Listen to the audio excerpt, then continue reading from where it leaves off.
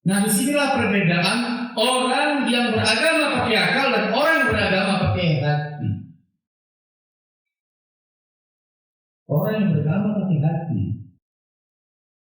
Allah itu berada di dekat leher ini. Itu tidak bisa dijangkau akal. Jauh tidak berantara, dekat tidak bisa. Bagaimana cara memahami, menerjemahkan dalam bahasa akal? Tidak mungkin. Jauh tidak berperantara. Dia berada di atas arasnya. Oke, benar. Itu ayat. Jauh tidak berperantara. Dia jauh, tapi tidak berperantara. Dekat tidak bersatu. Ini kunci daripada akidah Ahlussunnah wal Jamaah. Allah berada di mana-mana, tidak berhenti. Bagaimana cara memahami akidah seperti ini? Ini pakai rasa pada hati. Nah, hati dan rasa itu selalu berduaan, tidak pernah terpisah. Tuhan jauh tidak berperantara. Ini mesti kita temukan. Dia jauh, tapi tidak berperantara. Yang namanya jauh pasti ada jarak. Ini dalam keyakinan kita, dalam akidah Ahlussunnah wal Jamaah, Tuhan itu jauh tidak berperantara. Artinya apa? Sejauh-jauhnya Tuhan itu,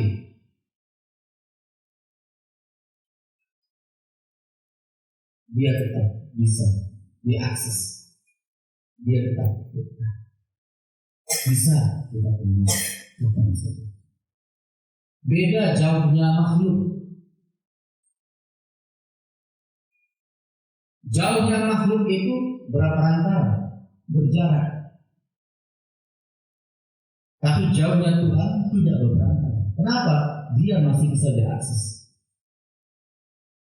Masih bisa terkoneksi langsung dengan kita.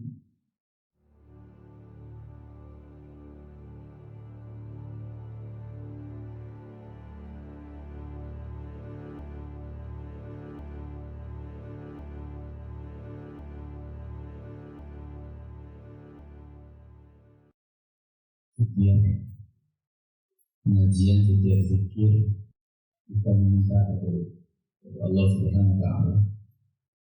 Bagaimana kita menjadi orang-orang yang arif? Orang-orang arif itu orang-orang yang memakai akal dan hati. Kalau orang pintar memakai akalnya, tapi kalau orang arif, akal dan hatinya tersambung sejak awal. Kemudian arif dan bijak. Jadi selalu kearifan itu selalu sertai dengan bijaksana. Akal, hati tersambung, bijak dan perbuatan. Doa kita tadi itu kita minta kepada Allah, berikan kami orang-orang. Jangan sekedar memakai akalnya saja. Dengan sekedar memakai akal dan hati itu bisa dilakukan.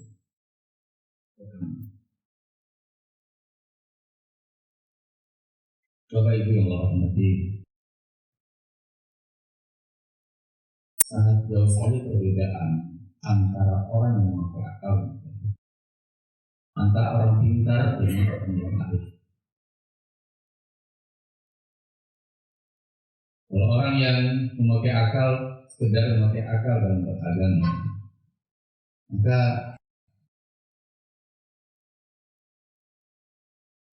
dia hanya meyakini Tuhan itu dengan tersebut. Kalau orang hanya sekedar memakai agamanya, memakai akal di dalam beragama, maka dia akan memahami agama dan Tuhannya secara postur.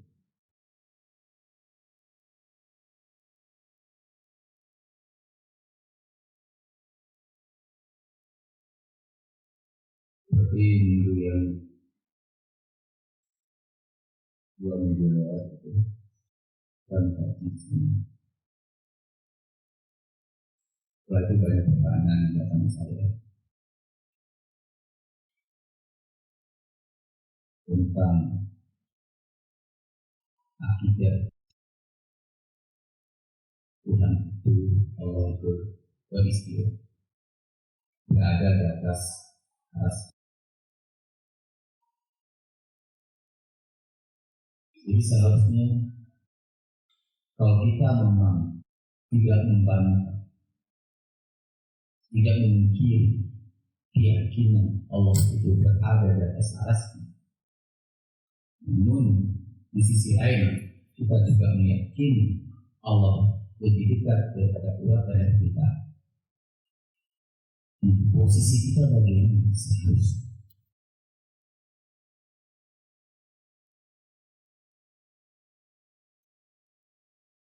Dan saya ulang kembali, ketika seseorang atau sekelompok orang meyakini Tuhan itu duduk di atas arasnya, dan apabila dia mengatakan kami yakin Allah itu duduk di atas arasnya karena ada ayatnya, tidak bisa kita bantah. Dan kemudian dia sambungnya, kami yakin bahwasanya Allah itu berada di atas arasnya yang maha suci, yang maha tinggi, dan kami hanya cukup meyakini saja bagaimana cara duduknya Allah, bagaimana itu punggungnya Allah, bagaimana itu kakinya Allah, dan wajah Allah. Kami tidak bayangkan. Kami hanya meyakini saja. Apakah boleh kita memiliki akidah seperti itu? Selagi dia tidak menyerupai, tidak disamakan serupanya dengan makhluk, sah saja. Karena orang itu beragama hanya menjaga. Apakah boleh kita beragama pakai akar? Ya boleh saja.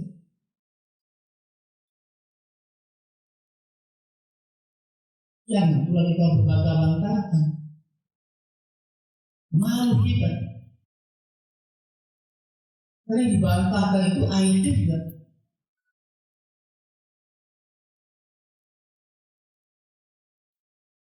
Dan di sisi lain, aku lebih dekat daripada urat lehermu. Menjadi akidah daripada Ahlussunnah wal Jamaah. Allah itu tidak bertempat tapi ada di mana-mana. Itu menjadi akidah.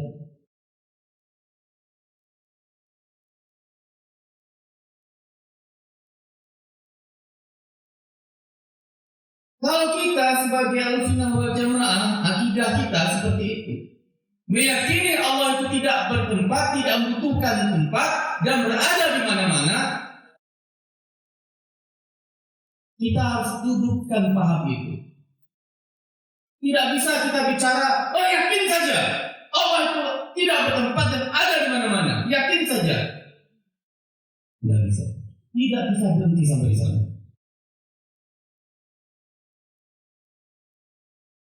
Kecuali kalau akidah yang tadi. Meyakini Allah itu duduk di atas arasnya. Tidak boleh lagi kamu pikirkan bagaimana cara duduknya Allah. Sampai di sana. Kalau itu kata dia, sudah gambar. Tapi kalau dia lanjutkan, sudah dijasadkan Allah itu, diserupakan, nah itu yang salah. Itu yang salah.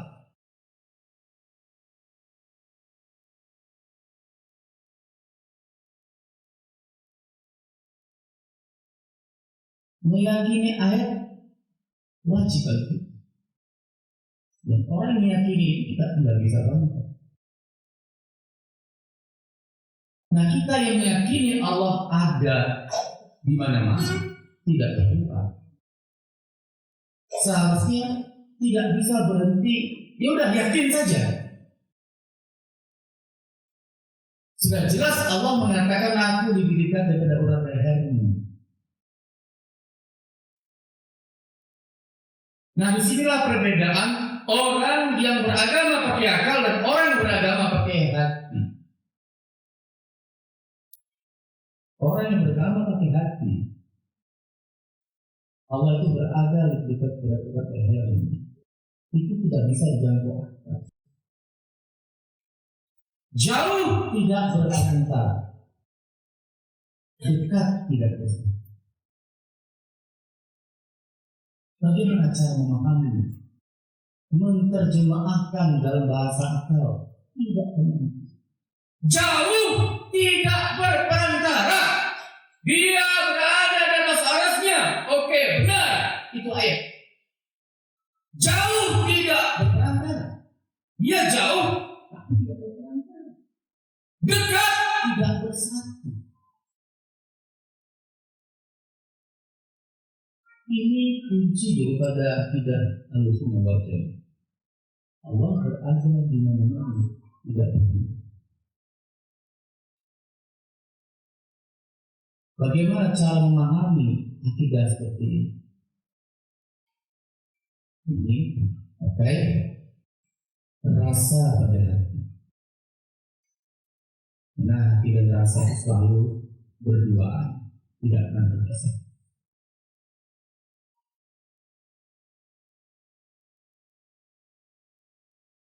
Nah, untuk tahap mengenal hati, inilah namanya ilmunya tasawuf. Sekolahnya tarekat, gurunya mursyid.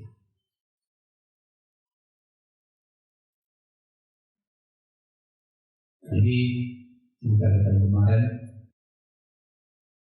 ada orang yang makan rendang hanya cari kenyang. Orang yang makan rendang hanya cari kenyang saja. Ada orang makan rendang cari rasanya, nikmatnya. Nah, kita mau pilih yang mana? Mau cari kenyang saja atau cari nikmatnya?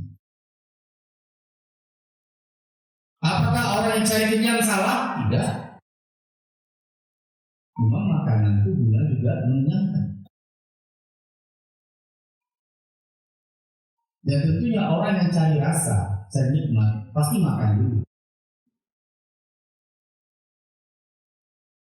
Mau kenyang mau tidak, yang penting dia rasakan dulu. Orang cari nikmat. Begitu pun beragama, bertukar. Kita mau cari kenyang, kita cari nikmat dari agama.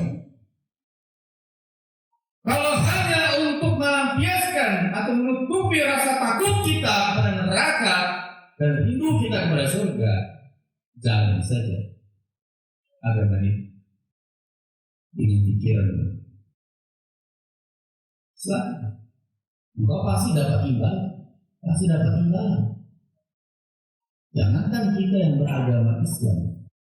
Dalam Quran Allah katakan mau dia Nasrani kan, dia Majusi kan, kalau dia berbuat baik Allah balas kebaikannya. Silakan, kalau cari kenyang saja.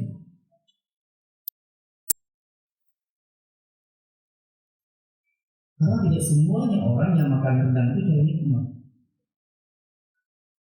Tidak bisa kita paksakan. Ketika orang mencari nikmat daripada makanan itu, dia harus bicara rasa. Dia harus memakai rasa. Nah, sayangnya kita yang ngaku Ahlussunnah wal Jamaah tidak memanfaatkan rasa hati kita untuk mengenal Tuhan. Yakin saja Allah itu ada, dekat, lebih dekat daripada urat leher kita. Yakin saja. Tanpa nikmat. Lebih baik kita yakini Tuhan yang maha jauh di atas aras, jelas, daripada Tuhan yang kata dekat tapi nggak bisa dinikmati. Bahkan hal-hal seperti ini menjadi ajang adu domba.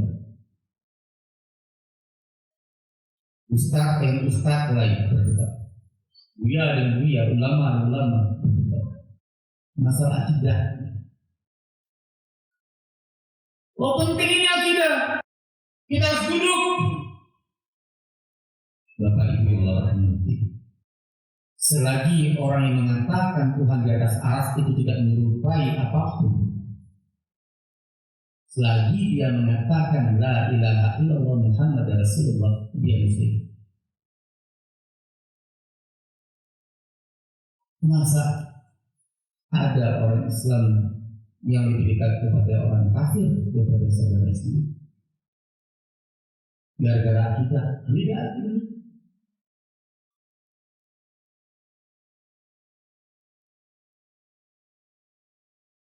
Yang saya sampaikan, akidah itu ada sebatas akal, ada yang pakai hati. Perbedaan itu saja. Apalagi menjelang pilpres ini, sudah berbeda dulu.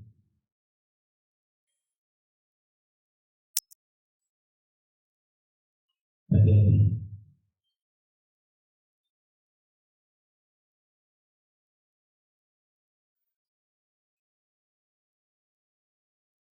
Bapak Ibu yang Allah rahmati,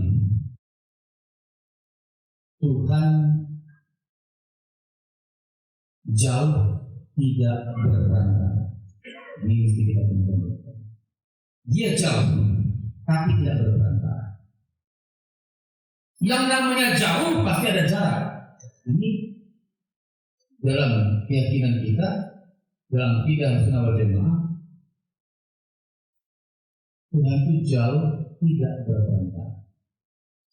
Artinya apa? Sejauh-jauhnya Tuhan itu,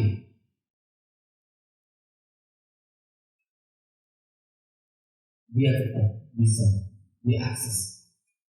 Dia tetap bisa kita temui.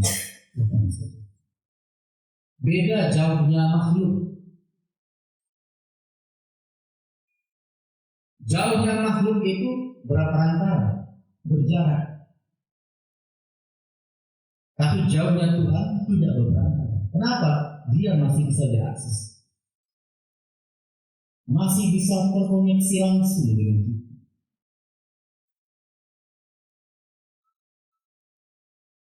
Bapak Ibu yang hormati, di dalam hati ini ada rahasia, ada sir, rahasia Allah, sirnya Allah di dalam hati.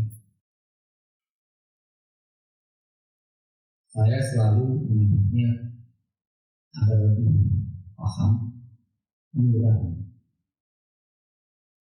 Kalau bahasa tasawufnya sirullah. Kalau bahasa umumnya nurani.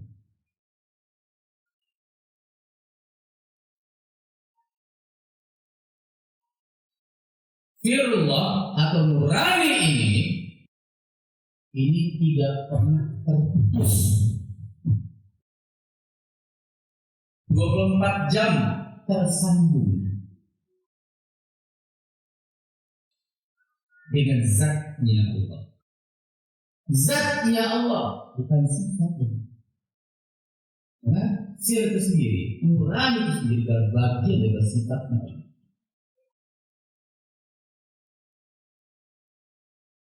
Dan sifat akan selalu tersambung, tidak pernah berjarak, tidak pernah berperantara dengan zatnya. Cahaya dengan lampunya, panas dengan apinya, wangi dengan bulan, bayangan dengan benda. Hubungan sifat dan zat tidak berjarak, tidak berperantara, tapi tidak pernah bisa dikatakan satu. Benda-benda, bayangan-bayangan, wangi-wangi, bunga-bunga, panas-panas, api-api. Maka nurani ini adalah bagian sifat sifatnya Allah, ya Allah turunkan ke dunia kita.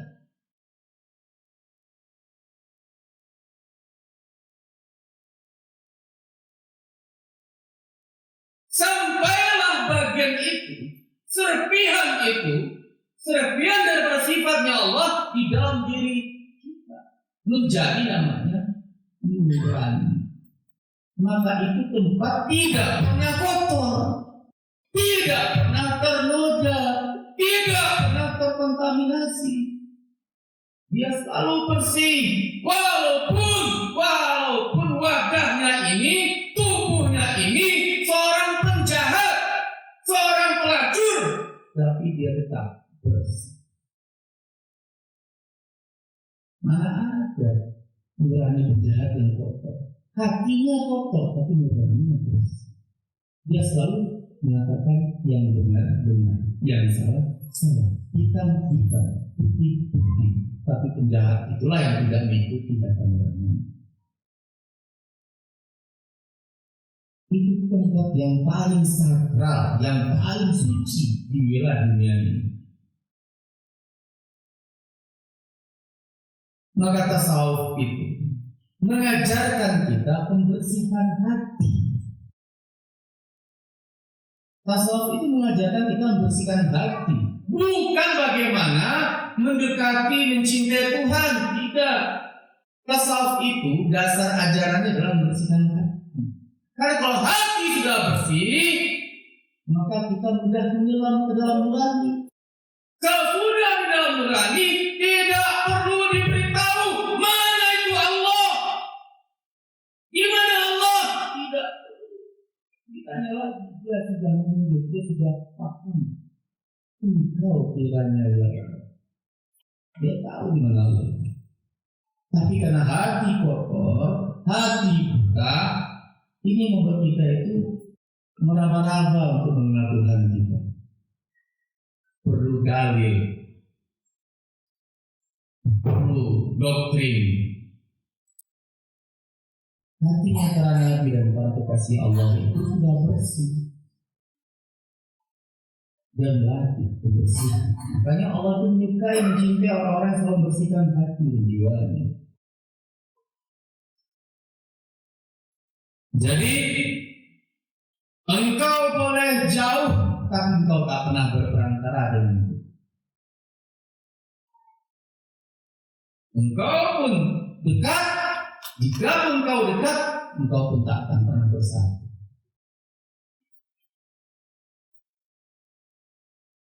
Nah sekarang kita sudah yakin bahwasanya Allah itu tidak berjarak, tidak berperantara dengan diri kita.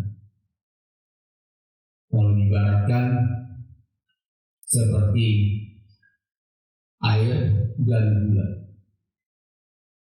bercampur. Kata kita bersatu itu gula dan air. Lalu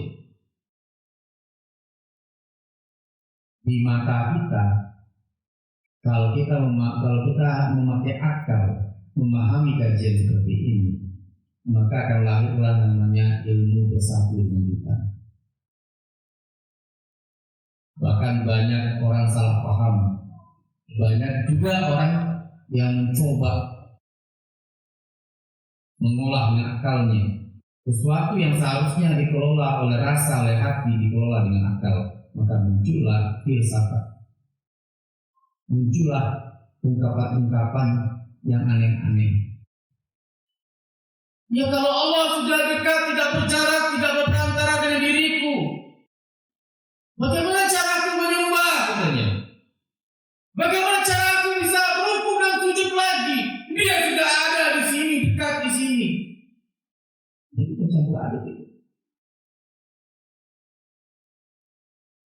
Bapak Ibu yang Allah rahmati, dunia rasa itu rimba yang paling rindu, yang paling berbahaya. Banyak binatang buas di sana. Rimba rasa. Jadi kalau tidak ada gaib, tidak ada musik yang mimpi, jatuh kita ke jurang, jebakan-jebakan sangat sekali.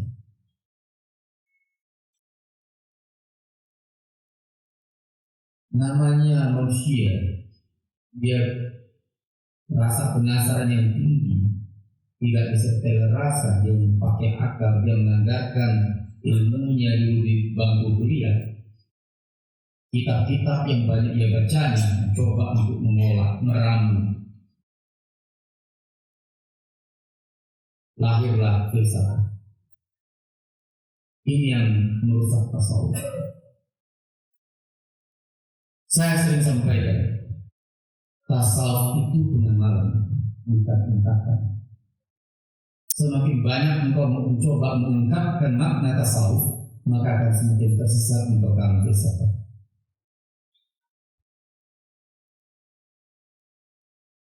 Maka sir atau nurani ini menjadi wilayah yang istimewa bagi kita. Di sanalah kamar pribadi kita. Di sanalah kita berjumpa dengan Tuhan. Di sanalah kita bisa berdialog, berdoa, meminta misalnya. Jangan sekedar meminta itu hanya lidah saja yang bicara. Tapi berdoa dan meminta itu sentuh dengan nurani. Apa yang kau ucapkan itu menyentuh nurani sendiri.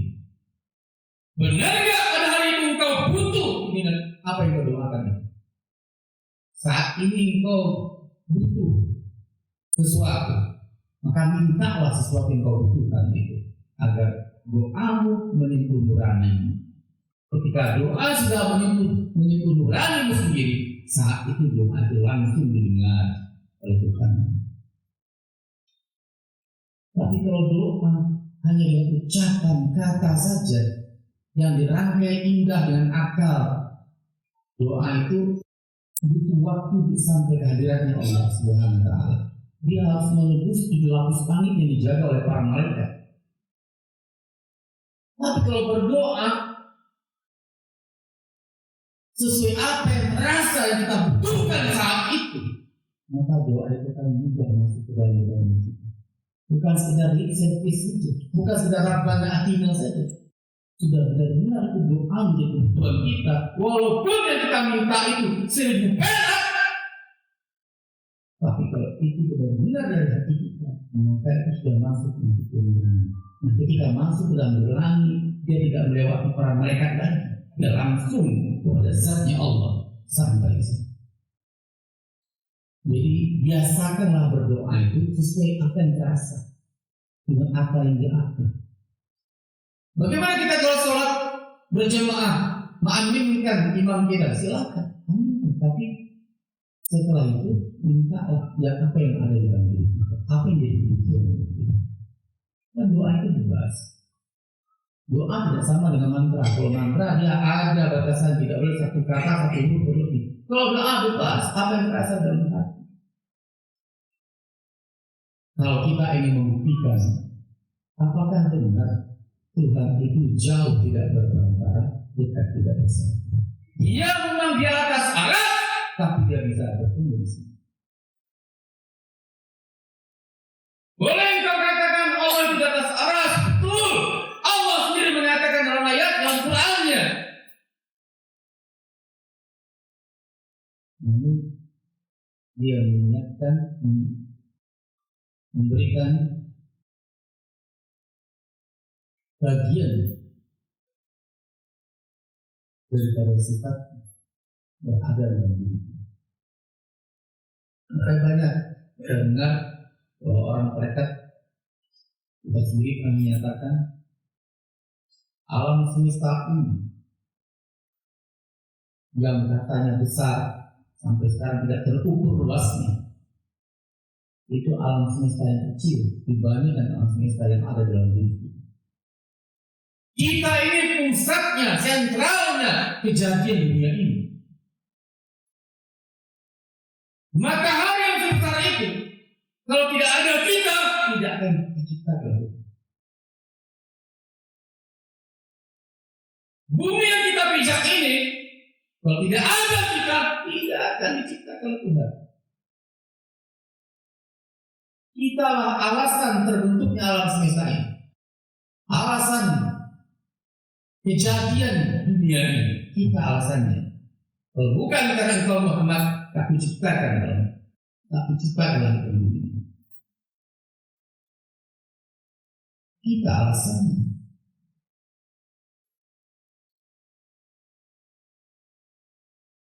Makanya bukan menjadi makhluk yang istimewa diberikan akses langsung. Asalkan kita pakai, kita gunakan akses. Jadilah kita orang-orang arif yang memiliki akal dan hati, yang orang bijak, yang mengenalkan arif yang bijaksana.